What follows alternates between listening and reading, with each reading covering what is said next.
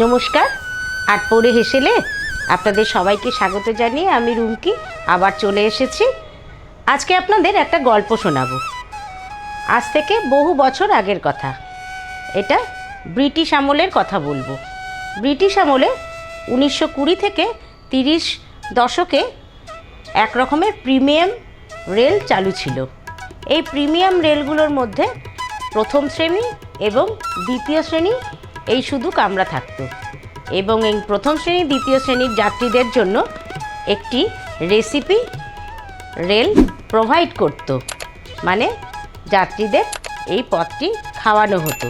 তো আজকে সেই পদটি আপনাদের সামনে নিয়ে এসেছি। আপনারা অনেকেই ধারণা করতে পেরেছেন।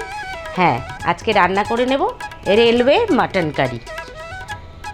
রেলওয়ে মাটন কারি রান্না করার জন্য আমি কি কি উপকরণ নিয়েছি একটু দেখে নিই। আমি এখানে 1 কেজি পাঁঠার মাংস নুন হলুদ দিয়ে এবং তেজপাতা দিয়ে একটু সেদ্ধ করে নিয়েছি। আর রান্নাটি করতে তো নুন হলুদ লাগছেই। কয়েকটি বড় আলু আমি এখানে টুকরো করে ভাপিয়ে নিয়েছি, আর 2টো বড় পেঁয়াজ এখানে আমি কুচিয়ে নিয়েছি। সাথে নিয়ে নিয়েছি একটু টক দই, একটা টমেটো আমি কুচিয়ে নিয়েছি, আর মাটনটা যে সেদ্ধ করেছি তার স্টকটাও আমি এখানে নিয়ে নিয়েছি। এছাড়াও এই রান্নাটি করতে আমার লাগবে গোটা গরম মশলা।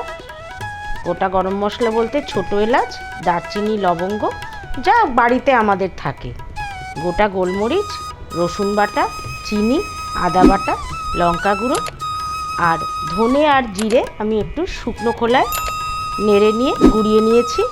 এছাড়াও একটু নিয়েছি মৌরি গুঁড়ো। এছাড়াও এই রান্নাটি করতে আমার আরও কিছু মশলা লেগেছে।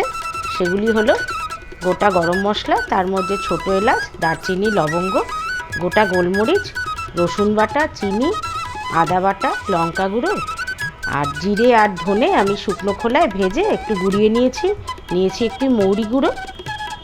এই রান্নাটি কিন্তু আমি সর্ষের তেলে করে নেব। শুরু করে দিচ্ছি রেলওয়ে মাটন কারি রান্নাটি। কড়াই গরম করে নিয়েছি, সর্ষের তেল দিয়ে দিচ্ছি।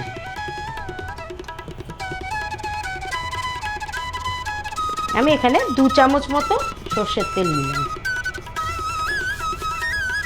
এখন তো আমরা সবাই হেলথ কনসিয়াস, তাই জন্যে তেলটা আমি খুব বেশি ব্যবহার করব না।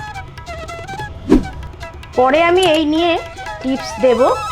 তেল কিন্তু খুব বেশি ধোয়া ওঠানো যাবে না, তাহলে তেলের গুণাগুণ নষ্ট হয়ে যায়। হালকা গরম হয়ে গেছে, গোটা গরম মশলা ফোড়ন দিলাম।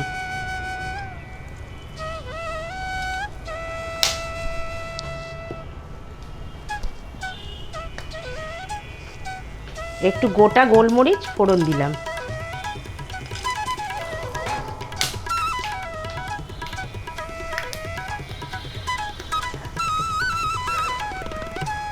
এবার ফোড়নের গন্ধ বেরিয়ে গেছে, কাঁচা পেঁয়াজগুলো দিয়ে দিচ্ছি ভাজার জন্য।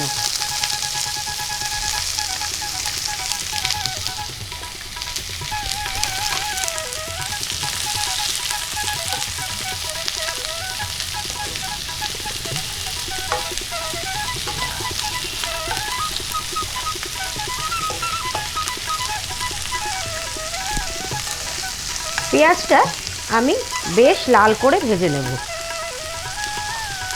পেঁয়াজের মধ্যেই একটু চিনি দিয়ে দিচ্ছি, এর ফলে পেঁয়াজের কালারটা খুব ভালো আসবে।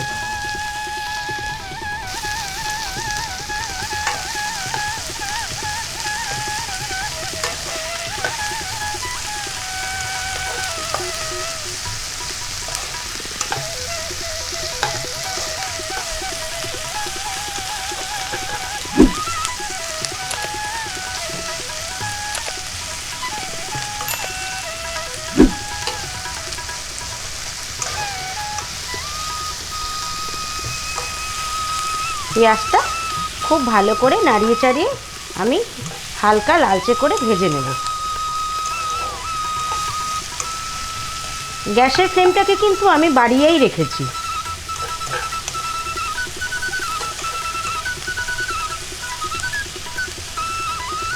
এই সময় যদি গ্যাসের ফ্লেম কমিয়ে দিই তাহলে কিন্তু পেঁয়াজটা লাল করে আর ভাজা হবে না, কিন্তু নরম হয়ে গিয়ে গলে যেতে পারে। হালকা বাদামি রং ধরতে শুরু করে দিয়েছে পেঁয়াজে।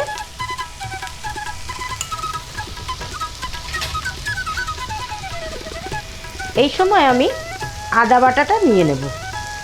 1 চামচ আদা বাটা দিলাম, দিয়ে দিলাম 1 চামচ রসুন বাটা। আস্তে আস্তে আমি গুঁড়ো মশলাগুলো দেব। দিচ্ছি লঙ্কা গুঁড়ো, ঝালটা আপনারা আপনাদের স্বাদ অনুযায়ী দেবেন। আমি কিন্তু এখানে 1 চামচ লঙ্কা গুঁড়ো দিলাম। দিয়ে দিচ্ছি ধনে জিরে, যে আমি ভেজে রেখেছিলাম শুকনো খোলায়, তারপরে গুঁড়ো করেছিলাম সেই গুঁড়োটা, এটাও আমি 1 চামচ মতোই দিলাম। আর দিয়ে দিচ্ছি 1/2 চামচ মৌরি গুঁড়ো। মৌরি গুঁড়োটা কিন্তু এর স্বাদটা আরও দ্বিগুণ বাড়িয়ে তুলবে। একটু হলুদ গুঁড়ো দিয়ে দিচ্ছি। এর মধ্যে এবার আমি টমেটো কুচিগুলো দিয়ে দিচ্ছি। সব মশলা পড়ে গেছে। এবার আমি আস্তে আস্তে মশলাটা কষিয়ে নেব।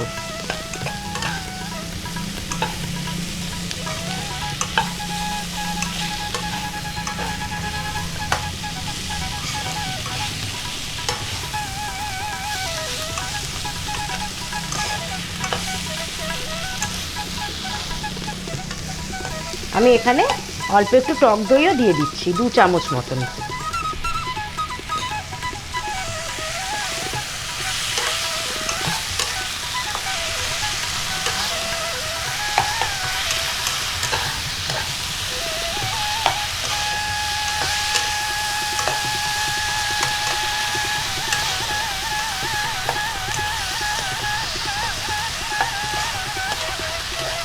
খুব ভালো করে গুঁড়ো মশলা বাটা মশলা সব মিশিয়ে দিলাম।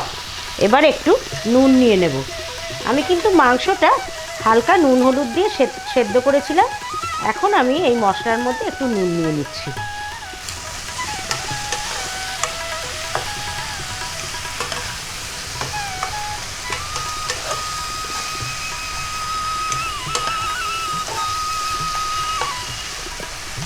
গ্যাসের ফ্লেমটাকে একটু আমি কমিয়ে দিয়ে এটা ঢাকনা বন্ধ করে মশলাটা যাতে একদম মজে যায় সেই রকমের করে 5 মিনিট রাখবো।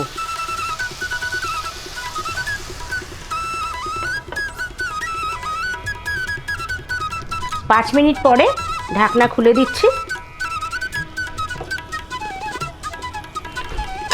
টমেটোগুলো গলে গেছে, মশলা থেকে তেল ছেড়ে এসছে। এবার হাফ সেদ্ধ করা মাটনটা দিয়ে দেব।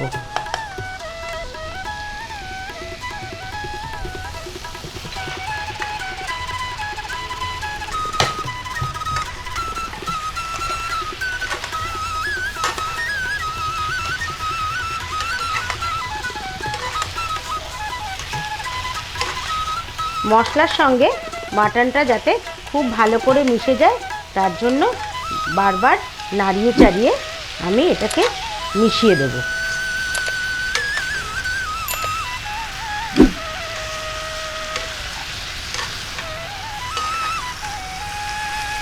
দেখুন আমি তেল কিন্তু একদম অল্প দিয়েছি, কেন মাটনের নিজস্ব একটা তেল আছে, আর এছাড়া তো মশলা এর মধ্যে আছে, এই জন্য তেলটা কিন্তু আমি খুব কম দিয়েছি।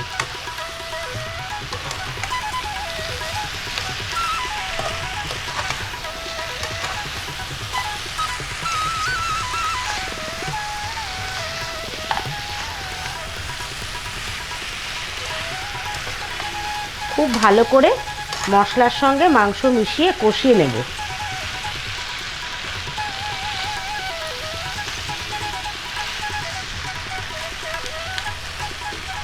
কষানো হয়ে গেছে।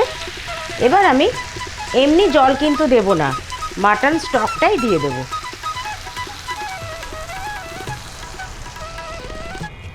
আমি যে মাটনটা সেদ্ধ করেছিলাম তার থেকে যে জল বেরিয়েছে সেই জলটাই আমি এর মধ্যে দিয়ে দিলাম। এতে কিন্তু পুরো মাটনের জুসটাই কিন্তু এর মধ্যে থেকে গেল, আর খেতেও কিন্তু খুব ভালো হবে।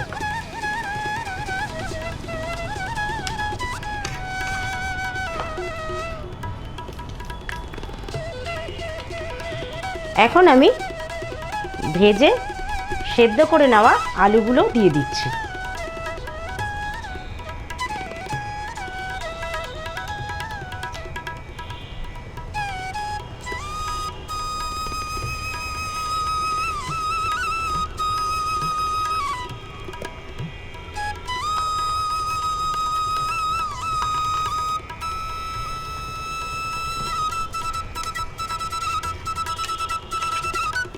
আপনারা চাইলে এটা কিন্তু কুকারেও করতে পারেন, আর শুধু কড়াইতে করলে অনেক দেরি হয় বলে আমি মাংসটা আগে একটু সেদ্ধ করে নিয়েছি, আলুটাও তাই করেছি।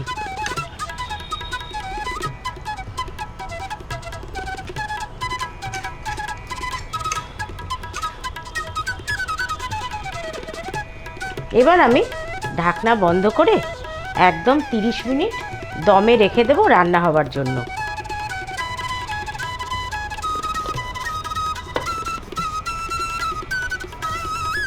ফিরে আসলাম 30 মিনিট পরে। ঢাকনাটা খুলে দিয়েছি। দারুণ গন্ধ বেরিয়েছে, কিন্তু খেতে খুব ভালো হবে।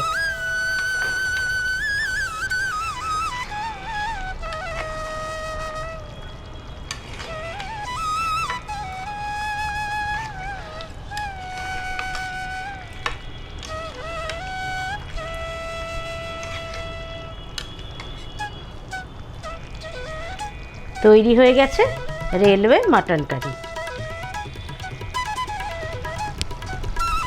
তৈরি করে নিলাম রেলওয়ে মাটন কারি। আশা করি আপনাদের ভালো লাগবে। আর আমার আতপুরে হেসেল পেজটিকে যারা এখনও সাবস্ক্রাইব করেননি তাড়াতাড়ি সাবস্ক্রাইব করুন, আর অবশ্যই পাশে থাকা বেল আইকনটি কিন্তু প্রেস করবেন। আর আমার ফেসবুক পেজ আতপুরে হেসেল ফলো করুন। আজ তাহলে আসি, নমস্কার।